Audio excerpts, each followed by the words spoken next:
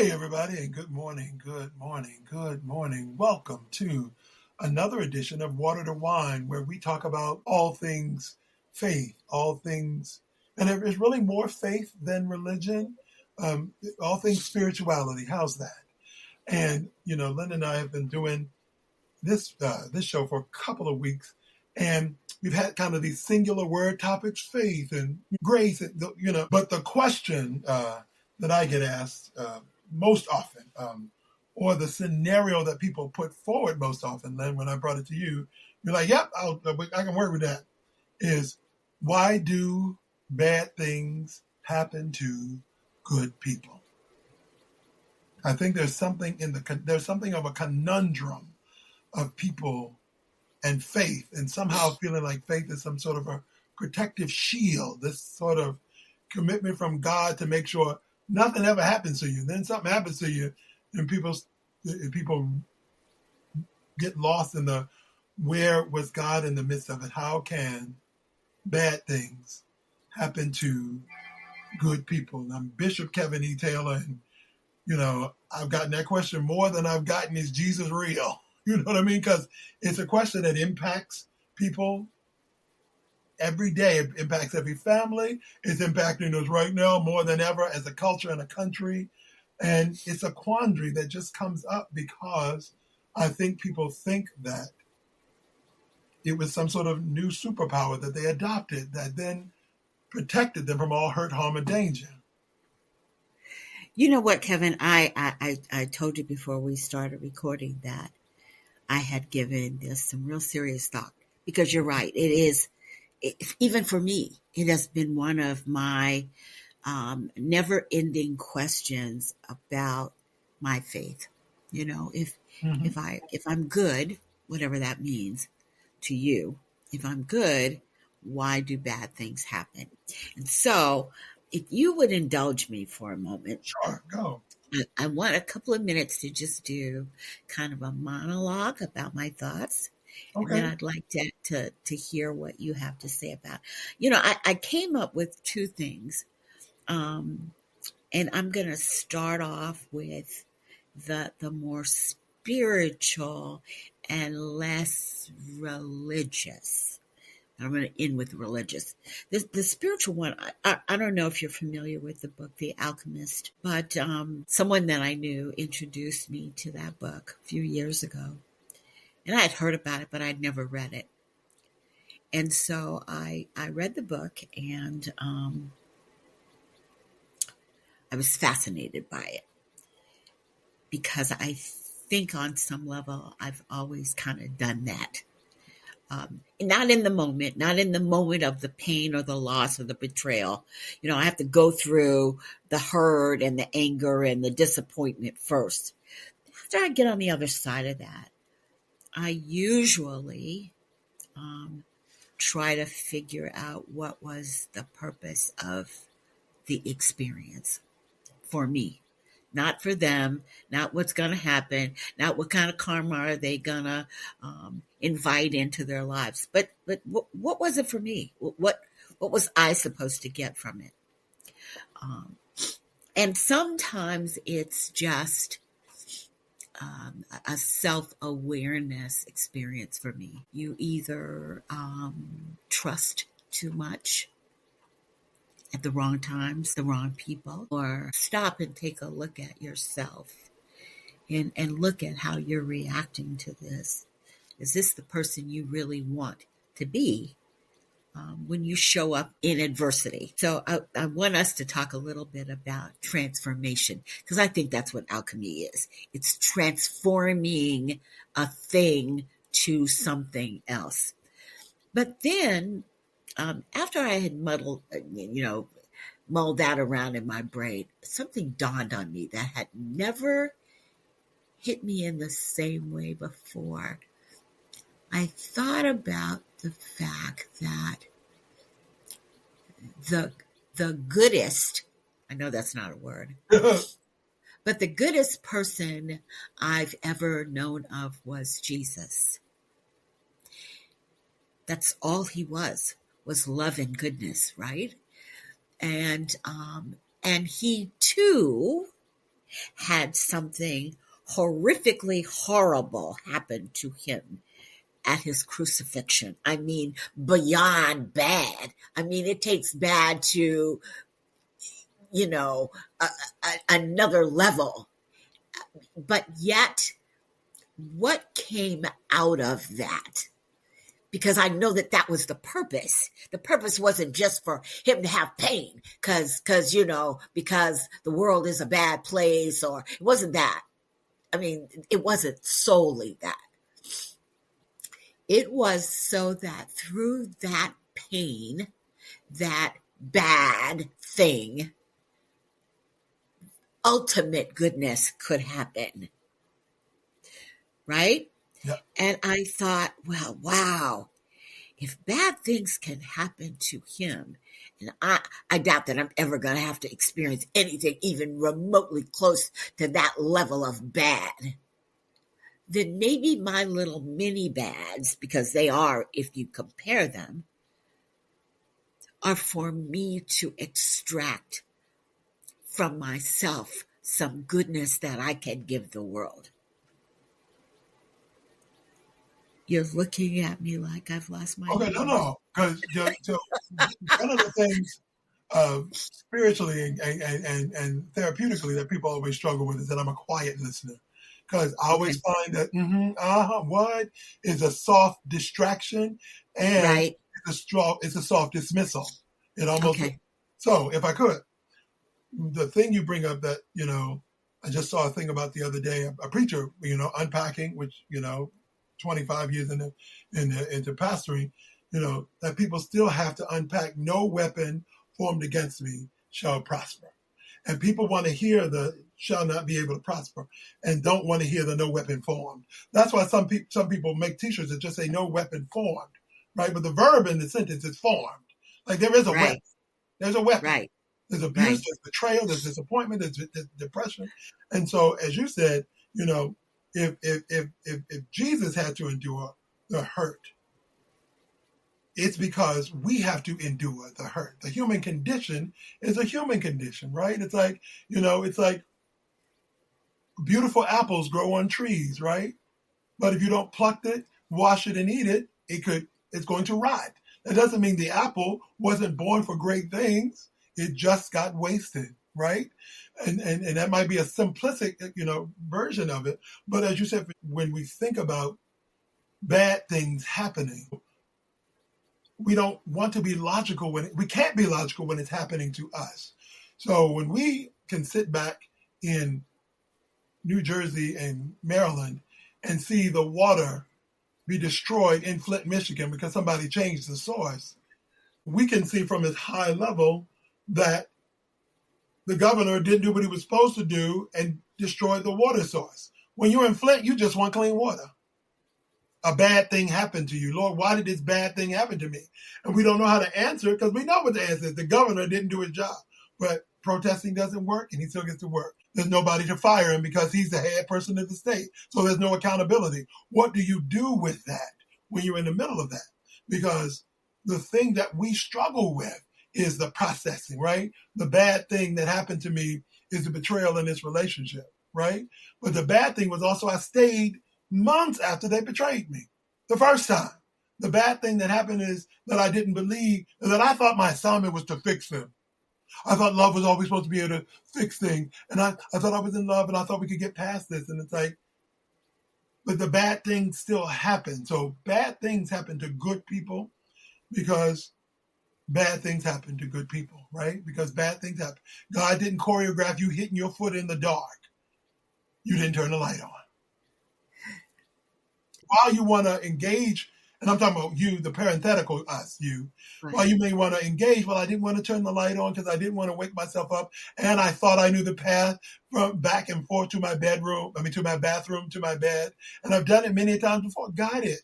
But something was off course that morning. You were sleepier than you thought. You were rushing faster and your foot hit the dresser. Yes. Right? Is that a bad thing? Yes.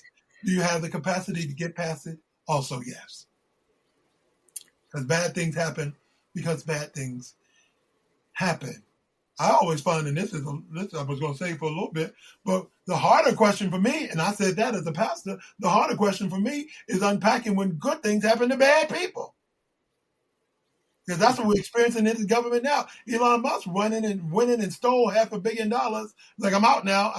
I did my job. I can leave now. Nope, there's no accountability. But all of it is the human condition and the ways we do and don't hold ourselves, our family, our friends, and thus people we don't even know accountable. I hear you. I maybe I was thinking about this much more esoterically Oh, because I also thought about the story of Job. And listen, I know everybody's read that story, everybody knows it.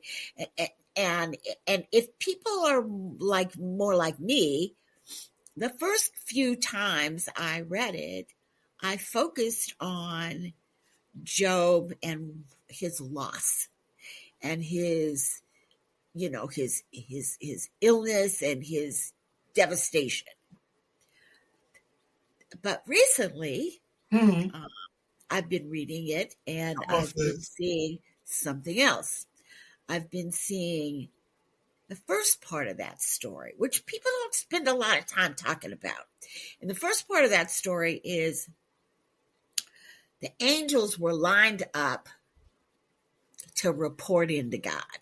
And I've been in management, senior management, and sometimes the reporting is done written and sometimes the reporting is done verbally. But regardless, they're reporting in because I've given them assignments that I need to see how they're progressing. So when Satan steps in front of God, God doesn't say, "Oh, what are you doing here? You're not part of my team." He doesn't say that at all. He asks him a question like he probably asked all the angels that were in line before him. He says to him, "So what have you been doing? What progress have you made?" He says, "Well, I've been roaming to and fro looking for whom I can devour." God doesn't say to him, "Devour, oh my God, why are you doing that?" He says to him, as if it were an assignment, because I've done this a million times, "Well, have you considered Job? What about him? Have you gone after him?" And he says, "Job, you've put a wedge of protection around him. I can't get to Job." And so God says, okay, fair enough. I'm going to remove the wedge of protection, but you can't kill him. And then, and he says, "Got it. I can handle that." And he goes on about his business. So now, if I believe that God promises goodness for me, he knows the plans he has for me to prosper and not for me to be harmed, then this whole experience, there's got to be some goodness that comes from it. Otherwise, it wouldn't have been sanctioned. I don't believe. Now, I think there are many things that come from this. Increased faith, but I'm not going to go down all those roads. My point is that if God commissioned Satan to do this work, he had to have believed there was something good that was going to come out of it. I think there are many good things that are going to come out of bad things happening to good people. I just don't know that in the moment of the occurrence, I think for most humans, maybe not all, but certainly for me, in that moment, I'm not thinking esoterically. I'm hurting and I'm mad. Right. That's Right. my automatic reaction. And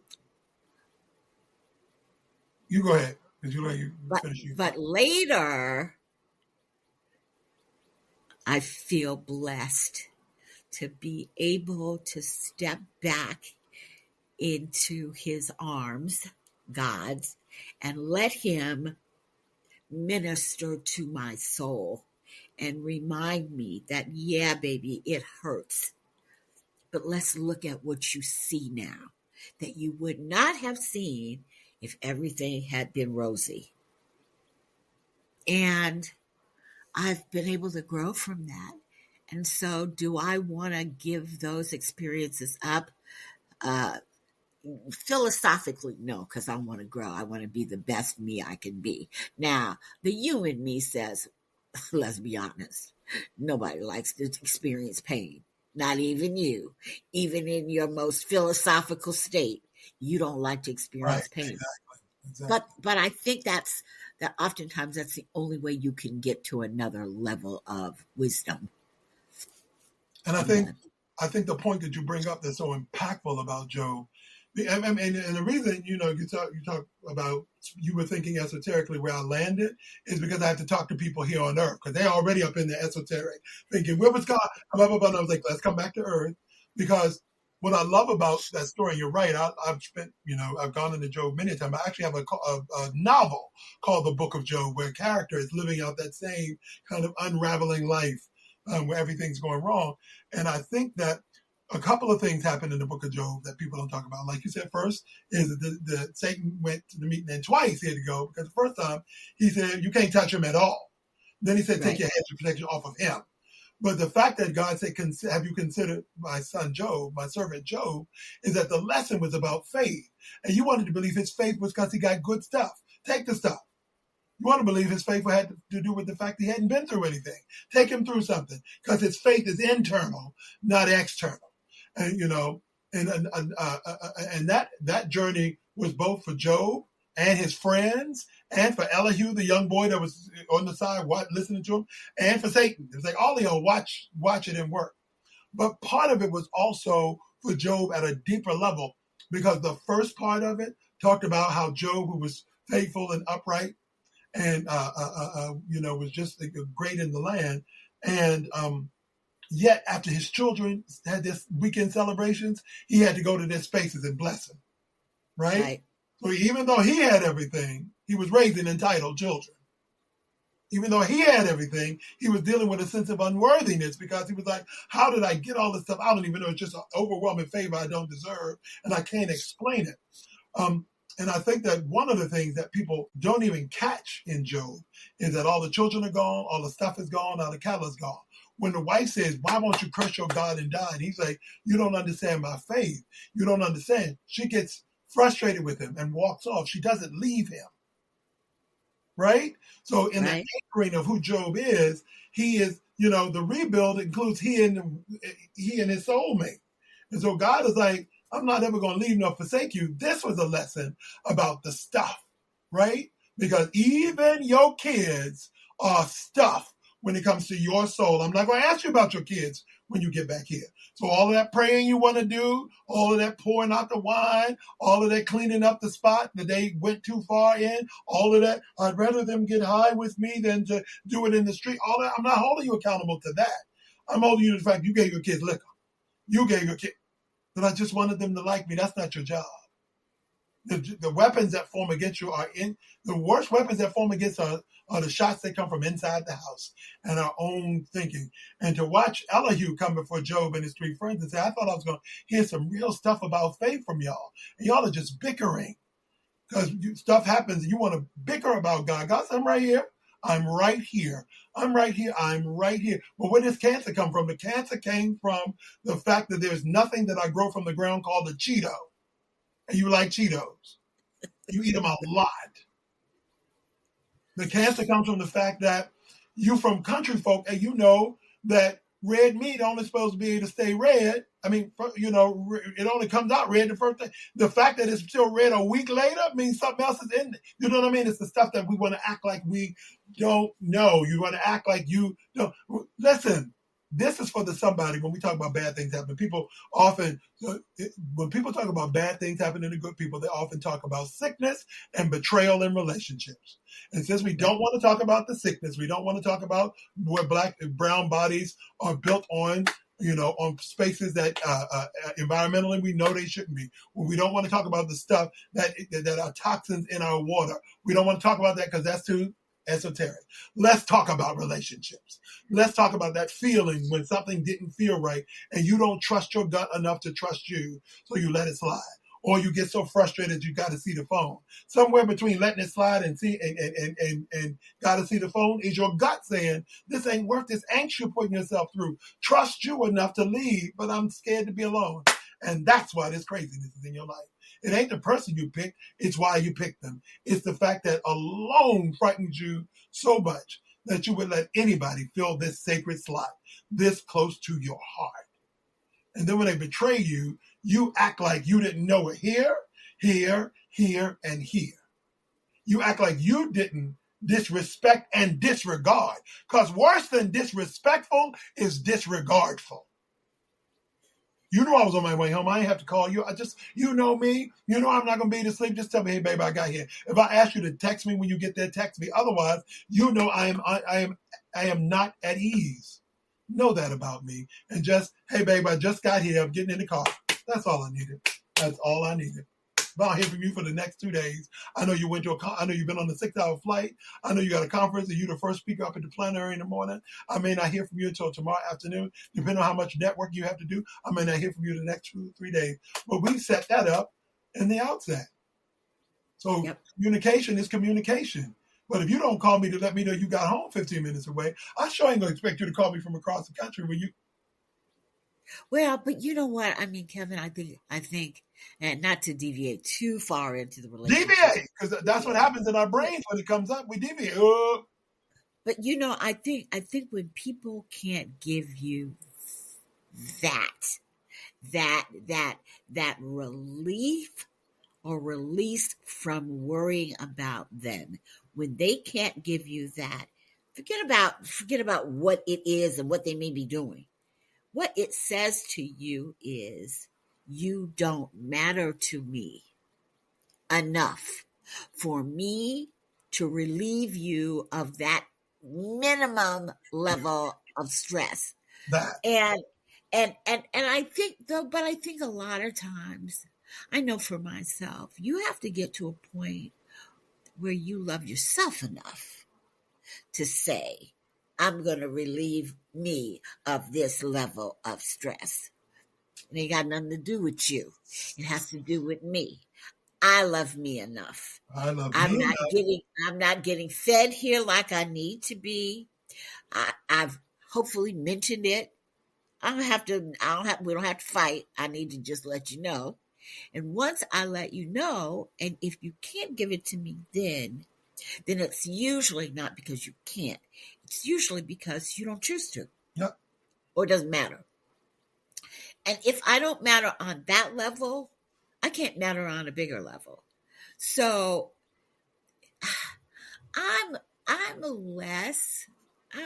it must be because I'm getting older. I am less bothered. I can be hurt by other people. But usually I quickly remind myself that they were a choice. I don't ever feel alone because I always feel like I have God. So, I got company, and I got good company. And I have people that he has blessed me with, like Kevin E. Taylor. Oh. And a few other people in my life that no matter what is going on, it doesn't even matter. They're going to be there for me. I know that about them. That's not a hope. That's not a wish. That's not come on, Kevin, show up. I don't have to do that. I already know the answer to that. So when I find myself in situations that are painfully disrespectful, and what was the other thing you said? Disregardful. And disregardful. Then I say to myself, why are we here? Because it's not like you can't see what's going on. You may not have even spoken about it, but you ain't stupid. We know that. We know that about you. You see what's happening. Why are you here? And I am beginning to be really comfortable listening to that voice, because I know where that voice comes from, really. And that voice is saying, come on, it's not like you don't see what's going on. And you may not like it, but it is. So what are you going to do? You can't make somebody change, but you can change your environment. You don't have to be here. Your job, like you said, is not to fix somebody else. It's to fix you and to protect you and to take care of you. If in doing that, when you're on a plane, they say when the plane leaves altitude, put the oxygen mask on yourself first, because you can't help anybody else. No service to anybody else if you're not at optimum. So I don't. It's not that as much as it has been other kinds of, the contract didn't happen. I can't figure out the technology of podcasting. That kind of But you know stuff. what? No, if I could, before we get away from that, because when bad things happen to good people, and I'm so with you, we gotten into age where relationships don't do that level of breaking. For a lot of people, they do, though, because they swear they invested. They swear. We talk. I thought this was it. I thought that was it. And all I know about taking care of me is to make sure I articulate my needs first, right? I can't be mad at you for, like, what everybody should know that about me. Like, I can't be mad at you if you see me first thing in the morning and you bring me a cup of coffee, or for Valentine's Day, you bring me a big Godiva heart-shaped thing of chocolates. And I'm allergic to chocolate, which means I'm allergic to coffee. But guess what? I never told you. And I thought everybody knew that. Why your name is Lynn, not everybody. So if I didn't have that discourse between us, right? Like, to romance you is to romance you, not to use romance to get to you. For everybody, like, the surprise. If you tell me, Kevin, I don't like surprises, right? And so what does that mean? And then that means we might even have a conversation about 12-year-old you or 25-year-old you married, and surprise, you walk in on somebody with your somebody. And you're like, so I don't like surprises. Oh, okay. So how do I love on you for your birthday in a way that allows me to gift you without you thinking you got to be in control? Because you don't get to be in control of how I love you, right? So what do? Well, I like traveling. Well, I like da-da-da-da-da-da. So I'm likely to plan some sort of event that you don't get to know the details of. I'm not going to shock you. You know what I mean? And I think those are the things, because one of the things that I found in arming myself and disarming myself at the same time and feeling disregarded was to make sure I've said everything that I need. Understand that people make assumptions about us. Well, I didn't think you needed that. I thought you were busy. I had to tell people I'm not busy in order for them to not call me thinking I'm always busy. Now, but my own brother Gary called me after our mother died. And when I was like, oh, Gary's calling. Gary doesn't often call. And when Gary got on the phone, you know what the first thing Gary says? I ain't want nothing. And then had the longest conversation we've ever had, because he disavowed himself from the need to be responsible for a topic. I'm just calling to check on my brother. Gary and I talked for almost 3 hours. And now I noted that between me, Gary, and David, the three living brothers, David now says, I ain't want nothing, because Gary says it to him. So David says, hey, David, I ain't want nothing. And then we talked for an hour, because it takes what's going on? Because so many times we lost two nieces, two of my sister's kids, back to back in the pandemic. We were together in June of 2020 to bury Diana, who died in her brother's arms. I mean, her son's arm. And then my nephew, who had a drug thing that killed him, and they threw him out of a car at the hospital in July. So now we're like this, mama, nephews, brothers. So when we pick up the phone, the first thing we have to do is disarm each other. Hey, I ain't want nothing. What you doing? Right? Because what you're doing, if you're not listening, is still gonna, why? What do you need? Why do you need to know? What? I'm okay. Do I need to pull over? I ain't want nothing. Oh, okay. What's going on? Nothing. In this car headed to this meeting, but I'm an hour away. I got time.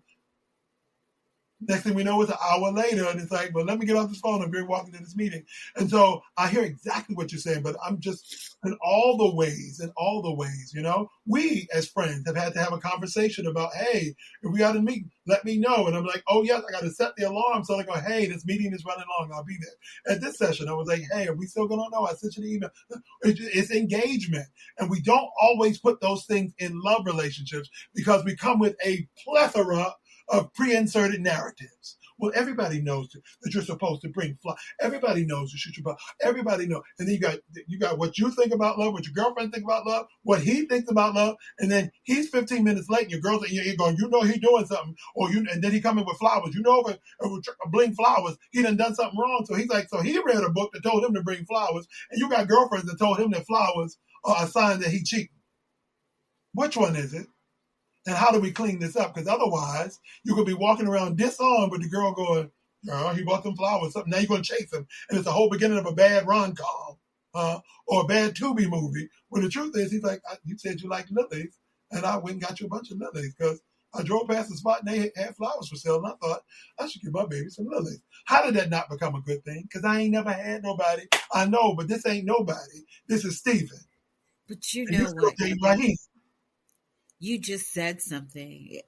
You just said something about, first of all, how do we define good and bad things? And actually, I have a podcast coming up on in something to talk about is emotional baggage, and how much of that stuff from yesterday's relationship do you bring into the new relationship and then gauge it based on somebody else's behavior that doesn't have anything to do with this? But that's a horse of a whole different color. I was thinking today about this whole this whole good things happen bad things happen to good people, is this whole notion about alchemy and transformation and why things happen. And it is just interesting to me, and maybe from a religious perspective, it means nothing, but I don't believe that. It's the very first act that Jesus took when he started on his mission was to turn water into wine. And so, to me, that says that this whole journey through life is going to be a journey of transition, of alchemy, of you having one situation that you're going to have to manipulate. And I don't mean that in a negative sense. I mean manipulation in terms of transformation. Exactly. Yeah. Manipulate into something else. And then it wraps it up with the goodest of people, the goodest of humans that's ever lived or probably going to live, experiences the ultimate in badness. There's a message in just the juxtaposition of that whole life experience of Christ. What was that telling us? Not just what he went through, but symbolically, what does that mean for the rest of us? Right.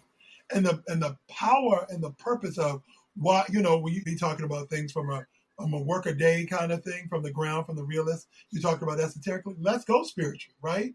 Because the truth is that, and I've said this when you want to look at it from a spiritual, is the idea that intentionally, before you were formed in your mother's womb, I knew you, is what God said to Jeremiah. And Jeremiah was complaining about how hard it was. And God goes, of course it's hard. They can see what you haven't seen about you yet. The fact that you have the capacity and the audacity to show up and speak, to show up and impart, to show up and pray to a people who've already been told they ain't nothing. And now you come in and say, but if you would but change, but transform, but shift, then wonderful things and great things can still happen for you. There's Jeremiah over there. Nobody talks about Jonah, in the whale, because he got the assignment to go pray for Nineveh, and he ain't like the people of Nineveh, and God said go pray for him anyhow, and he ran from it, then got rescued from it, then got there, then gave the impartation, gave the lesson, gave the edict, gave the mandate, then they did what he said. He was pissed off at God that the people he couldn't stand got saved. And basically the story ends with him just kind of slow rotting in the middle of a desert because he's rotting in his rage because it wasn't supposed to work. I have heard about Nineveh. I don't like the people of Nineveh. I'm going to run to Tarshish. And then I was like, oh, save me. Lord, why you put me in this well? Because that's somebody will preach. Why you put me in this well? Why you jump? Why you run? Right? And then what you get to is right. Let's start again, Len. Let's do it again, Kevin. What you said you want to do is blank. And you doing blank. You ever see Anita Baker sing Watch Your Step from the video she did at Constitution Hall? And she said, you're trying to love somebody and you want them to go this way. And she just goes to the right. And they go this way. And she goes, lube, lube, lube, lube, lube. Because, the cleanest, the shortest distance between two spaces is a straight line. Most of us don't want to live that straight line because, I don't want you to see. I don't want to see. I don't want to endure. I don't want to know. And Jonah ends up avoiding all of the assignment because he just didn't want to see can you imagine telling somebody when I see those stories of transformation from members of the Ku Klux Klan, who like, I used to be this and now I'm this because my heart had to change. And they've got scars on their body that are, swastikas and, the triple, that HH because of Heil Hitler and the ugliness. And then the one guy I saw had been so transformed in his thinking that he ended up marrying a black woman, and they ended up becoming friends with black people. They're moving into black communities, and people have to have some deep, raw, real conversations about, like, I got physical signs to not trust you. I can see you. It's not just you white. Your body is telling me not to trust you. But your mouth is declaring something new, declaring something else. And so when we talk about those, we often, because all of us, all of y'all in the sound of our voices right now have heard that if anything happens, put your mask on first. Cover yourself first. And many of us have had experiences where we were ripping and running and trying to take care of mama and Rakim and somebody else's kids and somebody else's problems, and your mask ain't nowhere to be found. And then something bad happens, and it's like, God, I was just trying to do good for people. I was just trying to do the assignment you gave me because you blessed me with more education and more money, resources than anybody in my family. Got it. You're still supposed to put your mask on first. You still should have one day off where you don't have anybody be able to get to you. You should still have a thing in your own way that goes, I'm not taking calls after this or before that because I'm not a doctor or I'm out of town. You call me with an emergency, I'm out of town. I still can't do nothing. So a lack of planning on your part does not constitute an emergency on my part. And all of the ways that you can love on self so that, as you said, the bad thing, right? Because for somebody the conversation that you bring up is so powerful because what Jesus says in the transmutation, the transfiguration of water to wine is you can change all this stuff around you. If you don't change, there will be no change. You are the water. Go. You're the water. Yeah. You're not the party. You're not the pitcher. You're not the bride. You're not the groom. You're the water. And you got to be internally having new perspective.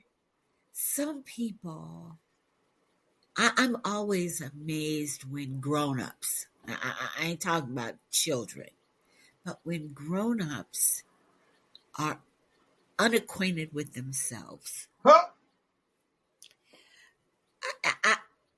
I struggle with that. I don't understand how that's possible, but obviously it is because I've witnessed it. I've seen people who really rely on someone else to tell them what it is they need, how it is they want to move in life. And it's largely because either they don't know themselves and don't trust what they know about themselves, or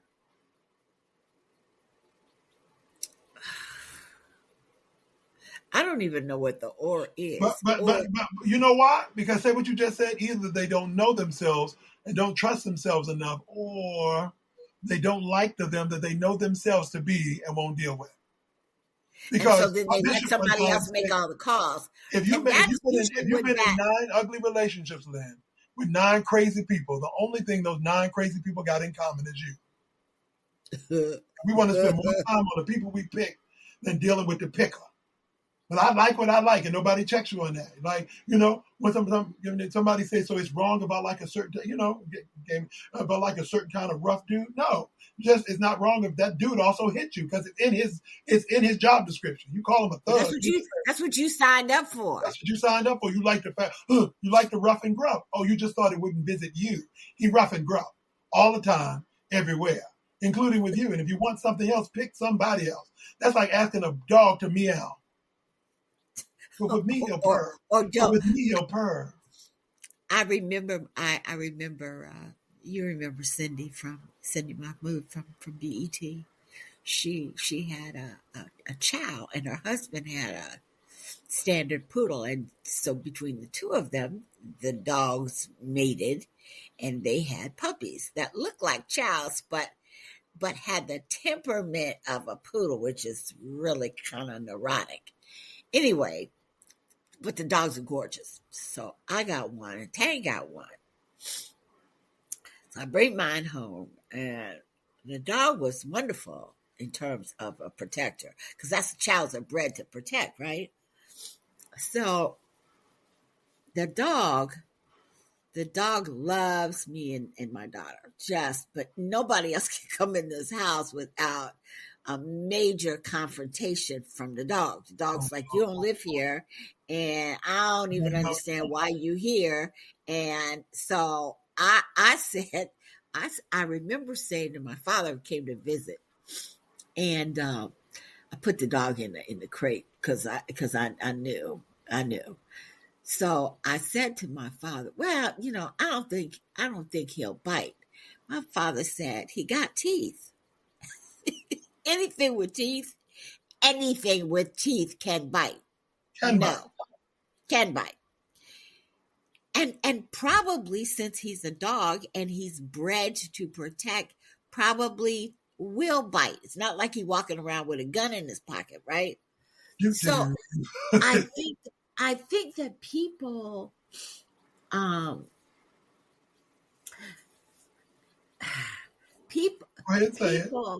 people struggle with being honest with themselves. And I think, again, I want to keep getting this back to the bad things that happen to good people. You ain't moved from it. I promise you haven't moved from it. You're right on subject.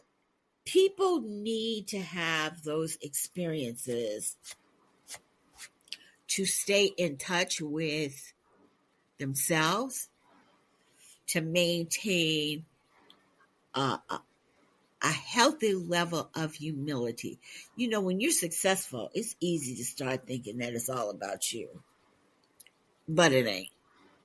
We're here for a blink in time to usually carry out a mission that many of us never even figure out what that is. And then we check out. I don't want my journey to be that self-serving, which is why we're doing this network, Kevin, mm-hmm.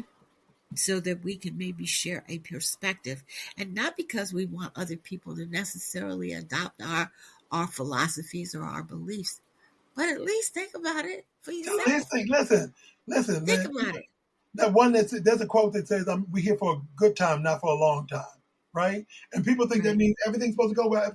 Good time for me, from this perspective, where we are now, good time is being so clear that was some, was it Dr. Angelo said that if somebody says they're crazy, believe him. And then you see him 2 weeks later and go, you ain't never called me back. And our date, you told me you were crazy. I don't want crazy in my life. So that was it. I didn't ghost you. You told me exactly who you were. And I decided I didn't want that. And so there was no reason. We finished the date. The date was whole. I didn't get up and walk out. We finished the whole date. There was nothing in it that inferred that another date was coming, except you're one of those people that meet somebody and you're going to ride it till the wheels fall off, as opposed to 2 days going, yeah, we just want to click. We weren't a match. People don't want to process that stuff. Like you said earlier, they don't want to process any of it. So we make it lifelong, heavy lessons. But a good time could be, I know me well enough to know I don't eat that. I do eat this. I do like that. I don't eat. I want to be at the club with you, Lynn, and we just met, but we said we're going dancing tonight. And then we walk in and my record is on. I don't have time to explain to you that this is my favorite song, when the dance floor and my exuberance on the floor would show you that. Oh, you love this song. That's my song. Black people are like, this is my jam. I'm telling you, mid-jam. Let me tell you why Natalie Cole is my favorite singer, so that you might know me more intrinsically. No, And when you invite people into your life, in your whole life, it becomes people who want to be in your space and go, wait, I see you got hardwood floors. Is this a take your shoes off house? Yes. basket right there. Take your shoes off. It ain't no long debate. But Kevin, you know what? People hear, People, people people. hear, but people don't listen. And so when you share who you are, they don't hear that. They just hear who they are. And so I will I used to just walk away, not say anything. The hell with it. They'll figure it out eventually, or they won't. It's not really my issue. But I don't do that anymore. I usually before departure, From the same plane where you put your mask on first. Go. yes, I will say I I don't like chili. I can't eat cheese because I'm lactose intolerant. Remember, I shared that with you before, and you keep wanting to serve me, melted cheese, cheese cubes, none of which I can ingest well. So here's what I'm going to do. I'm going to not eat with you. Obviously, cheese is your thing, and I'm not asking you to change from that. I'm just telling you, I can't dine with you anymore. But even then, they Listen, don't hear you. well, you know what? They don't. Because listen, and it's funny that you use a food metaphor. My son, when I adopted him, I adopted my son at 13, 14, around, well, he graduated high school, so he's 18. He's in culinary school, right? Anybody know me well, and knows that I love a chicken wing. You understand me? You can roast it, rotisserie it, fry it, fricassee it. I don't care. I love chicken, right? It's my favorite protein. Um, and so one night I came home from work, and my son had glazed some barbecue chicken wings and had hand cut fries and had made a Caesar salad. And so, because he's trying to impress upon me how good he does. And so I'm mid chicken wing. He's like, Dad, you like chicken wing? I made my own barbecue sauce. I was like, oh my God, it's so good. He's like, there's coriander in it, a little cumin, a little cocoa. And I'm choking because I'm allergic to chocolate. The cocoa powder is the base of his barbecue. I get it. I He's like, get Dad, it. and I'm literally, my throat closes with chocolate. So I'm like, he's, I don't know. I was like, like, I can't be dying and you panicking because you can survive your panic attack. I'm not surviving my throat closed. So I have him point to the phone. He's like, he called the ambulance, and they were like, well, to the 911. We're on the way. We're on the way. Is your dad ever happy? But no, because we don't even have chocolate in the house. I bought it for the sauce. We don't even have it in the house. And I realized that the stuff that I drink for my allergies was liquid chlorophyll and essential peppermint oil. So I pointed to it. He put 2 drops of the peppermint oil on my tongue, which opened my. When I got there, they did EpiPen, and the EMT was like, "Well, why don't you keep an EpiPen?" And my son was like, "Because we don't eat chocolate." So then Yeah, he's like, but and because I was like, I spent $600 on an EpiPen once that I never used, and after 6 months, it's no longer useful. So I just well, I wasted the didn't know money. that. Yes, Okay, if you don't use the medicine. And so the guy was like, "Oh, I get it." I was like, "It's not like I'm gonna put it in the freezer until I need it because I'm not trying to eat chocolate." right. I was, "Oh, so what do you do?" I said, "I tell everybody that I can't eat chocolate because people will fold it into a cake or just it as a drizzle on the plate at a restaurant. You have any allergies? Yes." And they remember it on your whole dish and then bring your dessert out and it's white, it's a piece of pound cake. But they done made a pretty design on the plate with the chocolate because the person who makes the dessert isn't the chef. But if I really want to send you a message and I send you a box of Godivas, You ain't listening. knowing that maybe Godivas is wonderful for Johnny. It's high class chocolate. No, if I'm sending you a box of Godivas and you've already told me you're allergic to chocolate, what am I telling you? I ain't listening, I'm not listening, or I don't care. Either way, you're communicating to me. Well, I don't care if I'm not listening. So what? Right? You don't care if you're not listening. So the only way I can communicate it is to stop listening to you. Why you block Exactly. me? And the best way to demonstrate that Is to remove myself from It's your to remove company. myself from, baby, when I tell you there have been people removed and then they call me weeks later and they go, hello. You go, hey, who is this? Oh, wait, you didn't deleted my number. Sure did. So there's no name attached to it. It's just a series of numbers. There's no Ah, name. I don't take it okay. like literally. I do this thing called before I get out the car. This week it's called blocked, and what I stopped doing is blocking people because the energy of almost having to stand guard at this spot to make sure you don't get it don't work for me. I will tell you your number's been erased if you dare call me again. Hey, who is this? I thought this number looked familiar. Oh, how come you don't have my number in your phone anymore? I do not. Now you want to talk about why your number's not in my phone anymore? We can do that, but you knew that when you called here. You just hoped enough time had passed where you could get some sort of slide, Ah, and all the slides have been removed. All of the ah. get out of jail free cards have been removed from the deck. We are not a match. We don't communicate well. We should not be together. And you don't get to use the pieces and parts of me that feed you well while you feed me scraps. Or nothing. So good night. I bid you adieu. Right? I'm good. And I'm good because I'm good when I see you about what you didn't do, what you weren't able to do. The fact that you have to struggle with what I did do and what you're losing when you see me is on you. Because you could have been here. You could have been over here with me looking at them, but you're over there looking at me. You could have been Okay, sitting right here.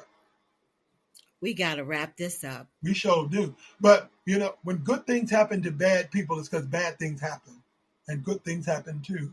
And all of them are life lessons. And as you said, from the spiritual, from the esoteric, from the realistic, pay attention. Communicate your needs. And again, stay prayerful because when we say this stuff, people always go to this bigger thing, like the government thing that's happening. And we know it's the election. When cancer happened, because why does cancer happen to children? We don't want to answer these questions because we have to go to what put in the ground, what's in our air. It's a question deeper than we can handle from the human experience, right? But thank God that there's a St. Jude's hospital that tries to take care of every child that comes there with cancer free. Thank God that we've had experiences where at some point we get the lesson. Like we didn't have the child for long, but at least we had to have the experience because some things are unanswerable to the state and the space we're in, right? Right? Man, I lost my mama at 50 and I couldn't cry because I'd given my mother every single gift, every single flower, every single thing she wanted. The only thing I couldn't give my mother was a trip to Paris, and I couldn't get her on a plane that long. I was like, Mama, the bus don't go to Paris, so you have to let it go. You have to tell me you're letting that go, because otherwise I'm going to find a way to get you to Paris, right? We can take a boat here and get off. We're going to find a way. If you still really want to go, baby, I'm okay with it. But man, my mother was single most of my adult life. I introduced my mother to the man she was with for 20 years who was holding her hands when she left here. Wow. So when I have heaviness about my mother not being here, it's my heaviness. Because I have a friend who lost his mother at 5 and another who lost his mother at 18. And I don't know which one is heavier for me, never knowing your mama well or getting right to the brink of adulthood and then she's gone. But I had mine until I was 50.